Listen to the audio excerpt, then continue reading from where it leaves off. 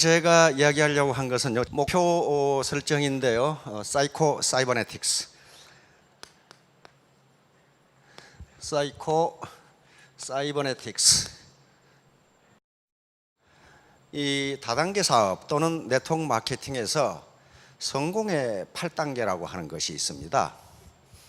그 성공의 8단계 중에 가장 첫 단계가 목표 설정이라는 건데, 그 목표 설정에 대해서 설명을 드리려고 합니다. 그런데 사이코 사이버네틱스라고 하는 것은 맥스웰 몰츠라고 하는 사람이 있었습니다.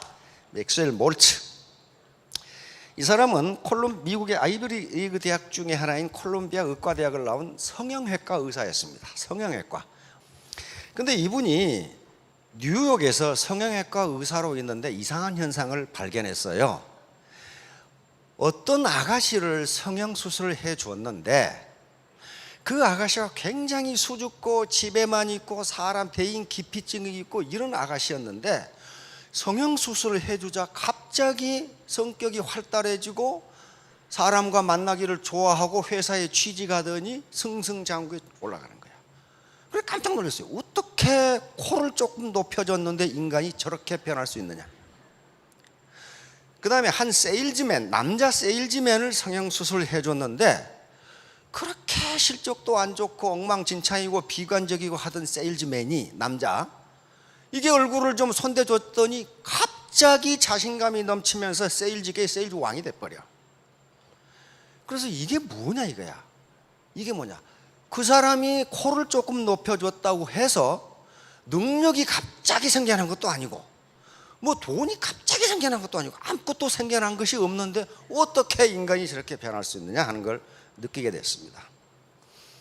그래서 이분은 성형외과 의사인데 성공을 결정하는 것은 인간의 마음이로구나 이걸 알게 됐어요. 코를 높이는 것이 지금 성공의 요인이 아니고 그걸로 인해서 이 아가씨의 마음이 바뀌었다는 거예요. 마음이 어떻게 바뀌었어요? 네거티브, 부정적인 것에서 긍정적으로 바뀌었단 말이에요. 만약에 마음의 성형수술을 통해서 부정적인 생각을 긍정적으로만 바꿔주면 석세스 메커니즘, 성공 메커니즘이 작동해서 자동적으로 성공한다. 그러나 만약에 네거티브한 셀프 이미지, 부정적인 셀프 이미지를 가지고 있으면 마음적으로 의식 속에 아무리 노력해도 성공 못한다. 반드시 실패한다. 그걸 학문적으로 증명을 한 거예요. 그러니까 내가 애터미 사업을 해서 부자가 돼야지, 월천댁이 돼야지, 오천남이 돼야지 하고 입으로는 얘기하는데 잠재의식 속에 실패의식이 조금이라도 들어있으면 그 사람은 아무리 노력해도 성공 못한다 하는 게 결론이에요. 그래서 사이코 사이버네틱스라는 말을 만들어내고 이것이 이 책의 이름이에요. 그러면 어떻게 해야 성공하느냐? 어떻게 하면은 내 안에서 석세스 메커니즘이, 성공 메커니즘이 작동하도록 하느냐 하는 문제예요. 그건 매우 간단합니다. 매우 간단하고 모르시는 분이 없어요. 그것은 코끼리 냉장고에 넣기 하고 똑같아요. 코끼리 냉장고에 넣는 건 단 3단계면 끝나. 그렇죠? 냉장고 문을 연다, 코끼리를 넣는다, 냉장고 문을 닫는다. 그럼 끝나버리죠. 그런데 우리 두뇌는 어떻게 생각합니까? 야 임마, 그렇게 작은 냉장고에 코끼리를 어떻게 넣어? 이 냉장고를 코끼리가 들어가도록 크게 만들면 될 거 아니에요. 그 생각을 왜 하냔 말이에요.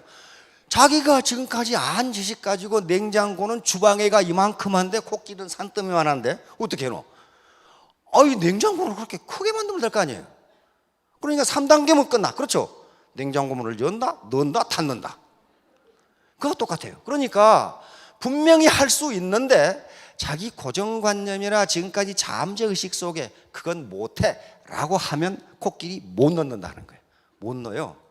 자, 그러면 목표하고 석세스 메커니즘하고 무슨 관계가 있는가 하는 얘기를 하려고 합니다. 바로 아리스토텔, 지금부터 2000년 전에도 목표가 가장 중요하다고 얘기를 해요. 목표가 가장 중요하다.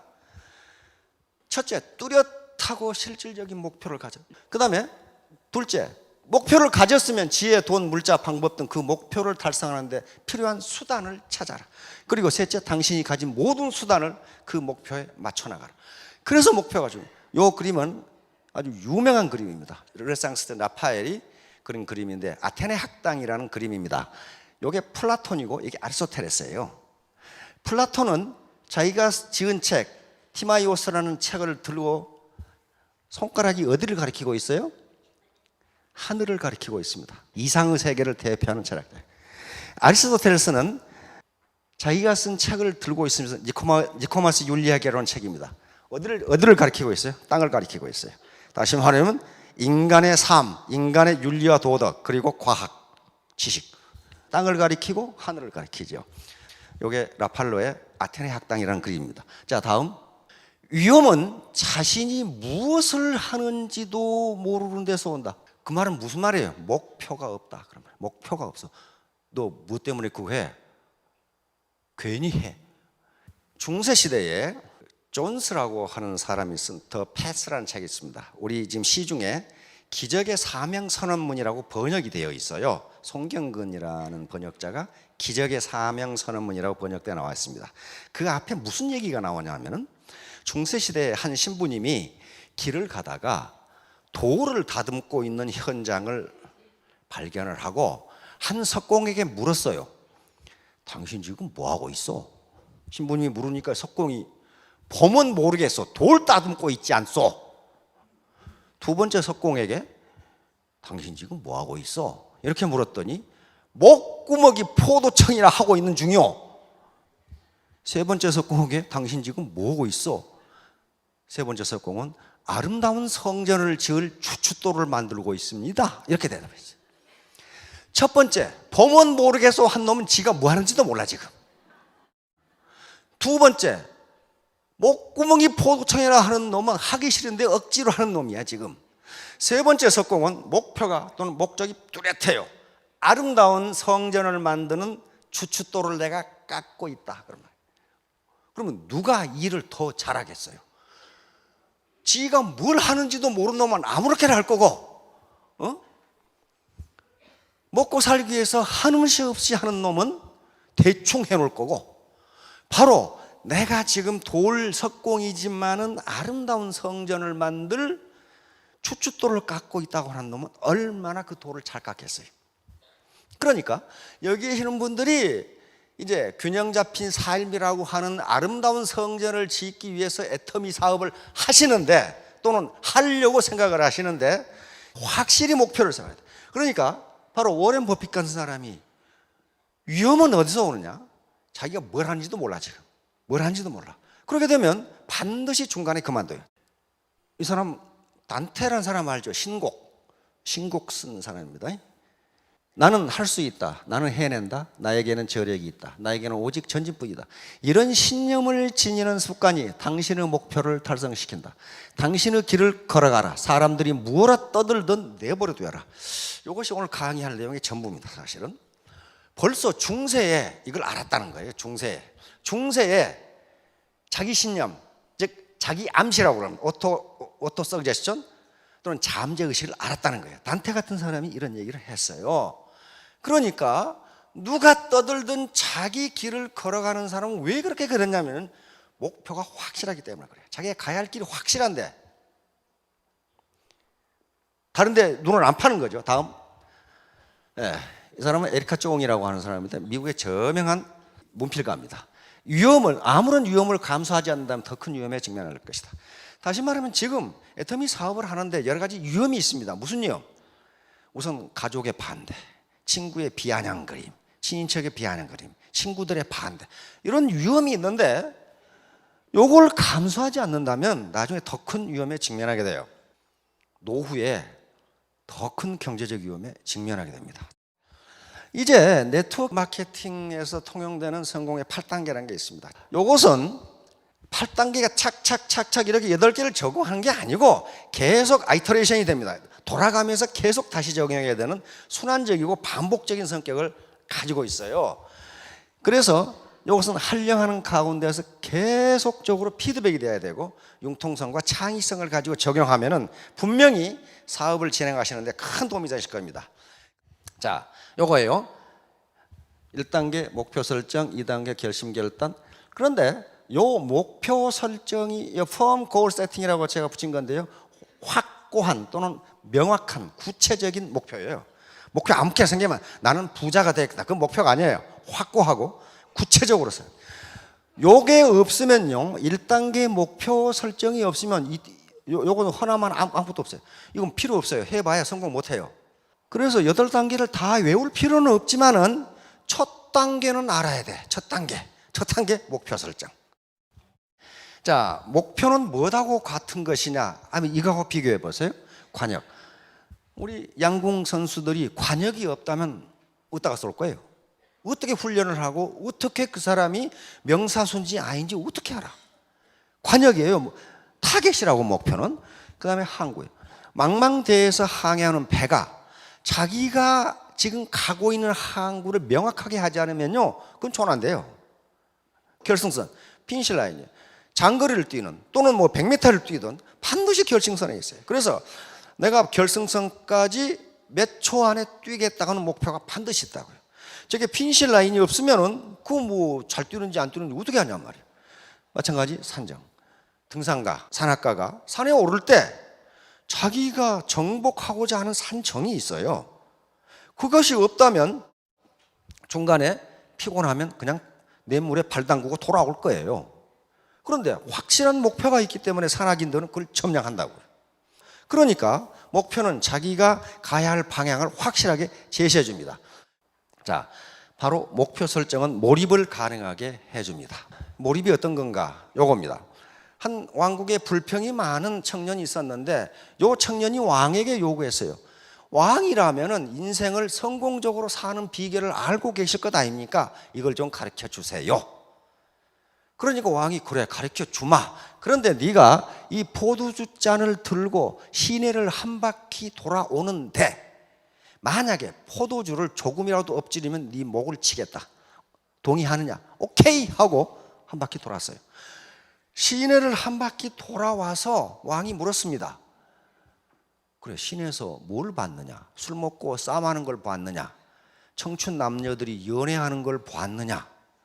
안 그러면 노래방에서 노래 부른 걸 봤느냐? 청년이 못 봤습니다. 못 봤습니다. 못 봤습니다. 그게 바로 인생을 성공적으로 사는 비결이다. 네가 포도주를 엎지르지 않겠다고 하는 목표를 달성하기 위해서 거기에 몰입을 하다 보니까 아무것도 안 보인다. 다시 말하면 네가 어떤 목표를 세우고 거기에 집중하면, 몰입하면 비난이라든가 옆에 떠드는 소리라든가 하는 것은 아무것도 안 들린다. 그래서 결국 네 목표를 달성한다. 이게 성공의 비결이다. 이렇게 가르쳐 준 거예요.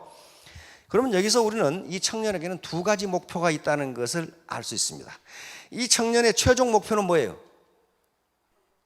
최종 목표는 인생을 성공적으로 사는 비결을 아는 게 최종 목표예요. 그것이 너무 절실했기 때문에, 너무 절실하니까 어쩌면 죽을 수도 있는 왕의 제안을 받아들인 거예요. 그렇죠? 이 청년이 지금 포도주를 들고 시내를 돌아서 엎지르지 않는 게 최종 목표가 아니라니까요. 최종 목표가 아니에요. 그것은 최종 목표를 달성하기 위한 수단적 목표, 중간 목표예요. 최종 목표는 인생을 성공적으로 사는 비결을 아는 것. 이것이 청년에게는 너무 절실했기 때문에 목이 달아날 수도 있는 포도주 잔을 들고 시내를 돈 거예요. 그렇죠? 여기 계신 분들의 모든 최종 목표는 균형 잡힌 삶을 사는 거예요. 경제적으로 풍요하고, 그리고 내가 지금까지 배우고 싶고 공부하고 싶었는데 여러 가지 이유 때문에 못한 걸 내가 다시 한번 해보고 싶고, 그리고 우리 가족 친인척들을 사랑하고 싶고 어려우고 도와주고, 그리고 이 사회와 이 국가에 공헌하고 싶고, 또 나아가서는 전 인류에 공헌하고 싶고, 이 목표가 확실해요. 이게 청년이 하고자 하는 인생을 성공적으로 사는 비결을 아는 거란 말이에요. 그러기 위해서는 어쩌면 목이 달아날 수도 있는 포도주 잔을 들고 시내를 돌아야 돼. 다시 말하면 어쩌면 내가 인격 모독을 당할 수 있고 대단히 몰상식한 대우를 받을 수 있는 다단계 사업을 해야 된다고요. 앞에 그게 절실하지 않으면 이거 못한다니까요. 네버, 절대로 못해요. 이제 그러면 인생 시나리오라는 게 바로 목표 설정 과정이에요. 인생 시나리오는요, 얼핏 보면은 대단히 유치하고 시시하고 이게 좀 사람을 우습게 보는 것 같은, 내가 꼭 바보가 되는 것 같은 그런 기분이 드는데요, 조금만 더 생각해 보면요, 그렇지가 않습니다. 왜냐하면 이건 자기 인생 철학이거든요. 자기 인생 철학을 정립하는 것이 어떻게 시시하고 그 유치합니까? 그리고 자기 인생의 여정을 지금 만드는 거예요. 여정을, 내가 어떻게 인생을 살아가겠다고 하는 인생의 이정표를 지금 작성하고 있는 중인데, 그건 결코 그렇게 시시하거나 유치하지가 않습니다. 그래서 이게 지금 한 개인의 시나리오를 작성하는 과정이 목표를 설정해가는 과정이에요. 이게 흐리멍텅하면은 다음 것은 다 흐리멍텅하게 돼버려요. 목표 설정과 자기 암시. 예, 오토 서그제스천, 다시 말하면 자기 암시라고 하는 것이 가장 중요해요. 이게 성공 메커니즘을 작동시키는 원동력이에요. 원동력. 그러니까 목표를 설정한다는 것 자체가 내가 언제까지 5,000댁이 되겠다, 3,000댁이 되겠다, 5,000댁이 되겠다, 내가 어떤 집을 갖겠다, 어떤 자동차를 갖겠다, 내가 현금을 얼마를 갖겠다, 우리 자식 교육은 어떻게 시키겠다, 우리 부모님께 효도는 어떻게 하겠다, 요게 목표인데, 요게 뭐가 되냐면 자기 암시가 된단 말이에요. 자기 암시. 내가 나에게 약속하는 서약서가 된다는 말이에요. 그걸 안 쓰면 서약서가 안 돼요. 형식이 어떤 경우에는 내용을 규제하는 경우가 많아요. 자기 암시, 이게 굉장히 중요한데요, 자기 암시란 일정한 생각을 반복적으로 자기에게 스스로 얘기해 주는 거예요. 이게 성공의 전부라고 이야기합니다. 앞으로 계속 이야기해요. 이게 성공의 전부다.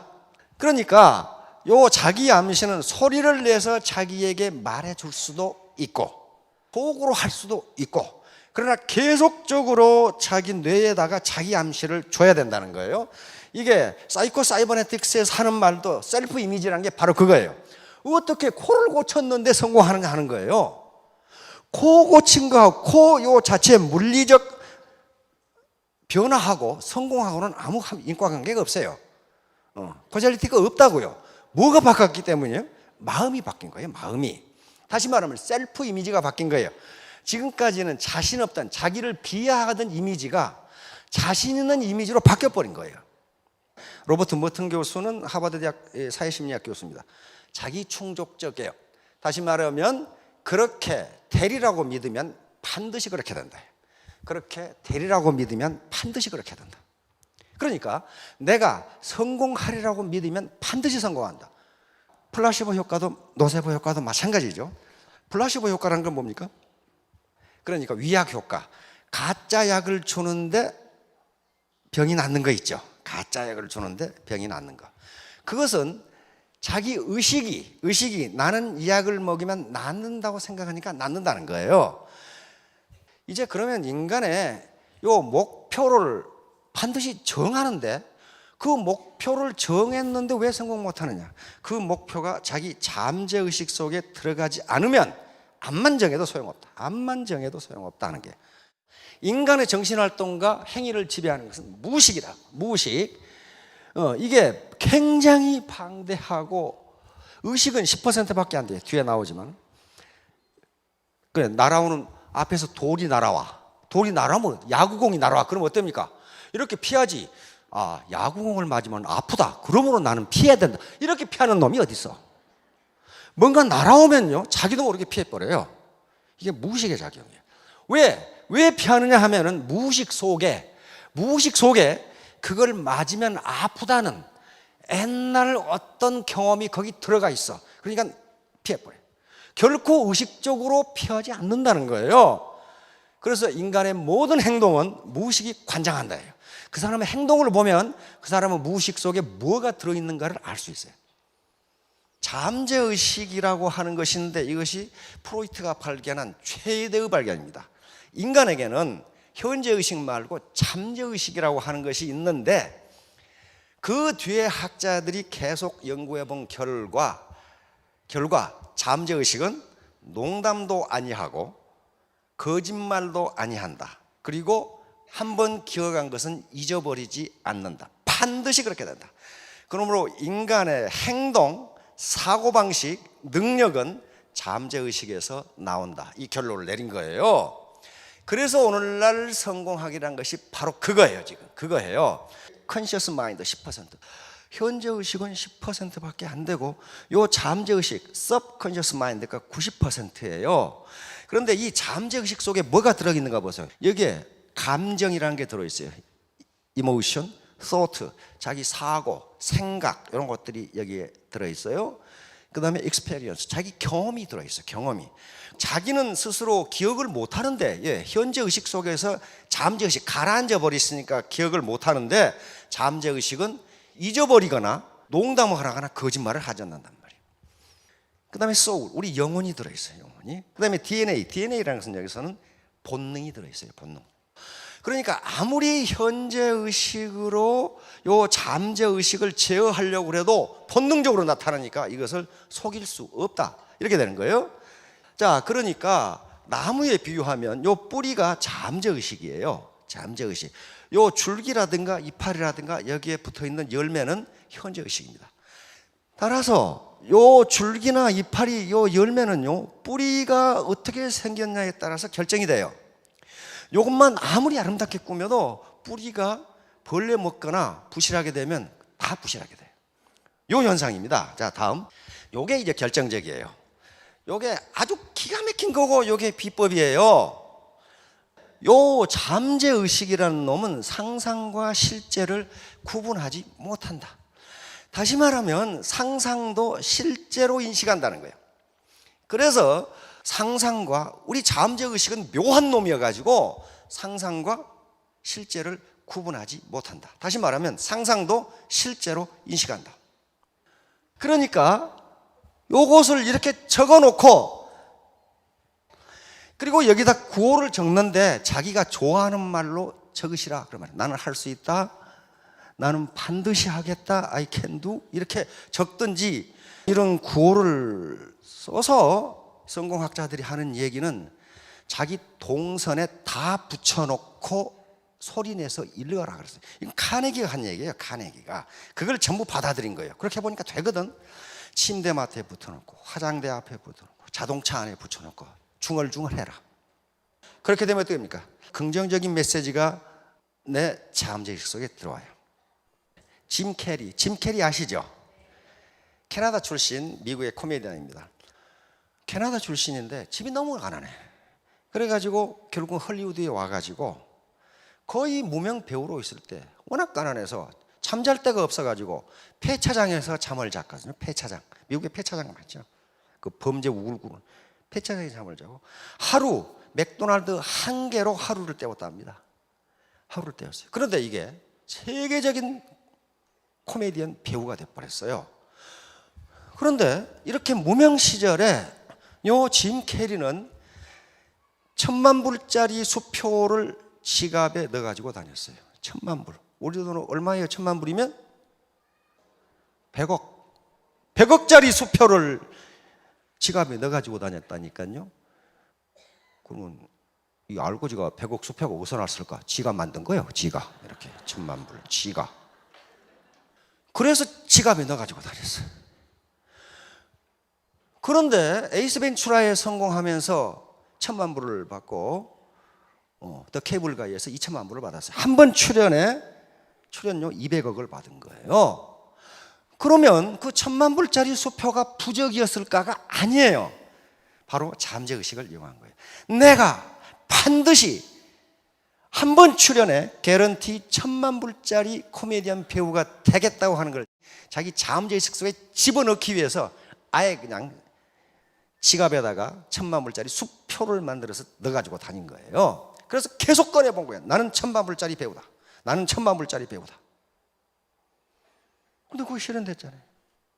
그런 사례가 하나의 예를 들었지만 많아요. 아주 많습니다. 결국 아무것도 아닌 나는 2017년 3월 30일 월천 땡 해가지고 온갖 데 써붙여놓고 중얼중얼 해보세요. 그래서 그걸 자기 잠재의식 속에 집어넣어버려요. 목표는 각각 알아서 하시고. 자, 여러분들 모두 크게 성공하시기 바랍니다. 감사합니다.